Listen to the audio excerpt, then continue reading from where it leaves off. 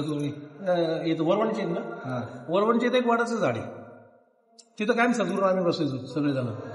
तिथं मंडळ आहे म्हणून आपल्यातले, त्यांच्या मुलाला बसवलं होतं. त्याच्याकडे पाहिलं, तो तेव्हा खूप असं म्हणजे अडकलेला होता पैशाच्या बाबतीत, लॉसमध्ये होतो तो. तिथं कचरा गोळा करायला लावला आम्हाला, सर्व कचरा त्याच्या अंगावर टाकला होता. जाय म्हणे आजपासून तू तुझं उदं झालं. त्या पोराचा कल्याण झाला त्या दिवसानंतर. तो आज खूप टॉपला आहे. हा तिथला अनुभव होता. ह्या 12 पदयात्रेपैकी एका पदयात्रेला राव म्हणून होते. तुमचं नाव काय? अरुंधती राव. अरुंधती राव म्हणून होते, लेडीज होते. ते चालत होते, त्यांच्या दोन्ही पायांना फोड आलेले होते. त्यांना चालताच येत नव्हतं. एक हात आजीने धरलं होतं, एक हात मी धरलेलं होतं. आम्ही त्यांना घेऊन चाललो होतो. समोरून सद्गुरू आले. आम्ही त्या पायला सांगितलं का त्यांच्या हातात पाय देऊ नको, कारण आम्हाला तो अनुभव सद्गुरू पाय घेतील म्हणून. सर आले, त्यांच्याशी बोलायला लागले, काय झालं बेटा, काय नाही, ती रडायला लागली.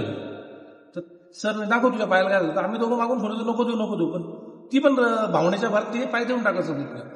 सद्गुरूंनी तो पायावरनं हात फिरवला, 3 वेळा हात फिरवला आणि जमिनीवर आपटला फक्त असा, आणि सद्गुरू निघून गेले. आणि आम्ही पदयात्रेत रात्री रोज मॉलिश करायचो. हा, मी, हितेश, बाकीचे पूर्ण नाशिकचे सर्व मॉलिश करायचो. सद्गुरूंची रेग्युलर आम्ही पायाची मालिश करायचो. त्यामुळे रावणच्या पायावर जे फोड होते ते सद्गुरूंच्या पायावर आलेले होते. तेच फोड त्याच जागी ते सद्गुरूंच्या बाहेर आले होते आणि रावणचे फोड गायब झाले होते.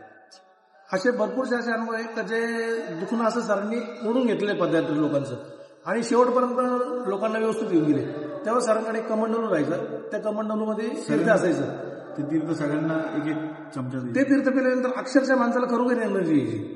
काकूंना पण अनुभव आहेच. तो काकू पण होता आमच्या पदयात्रेला.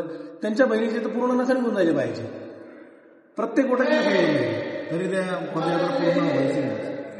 काळे काकू म्हणून जळगावचे.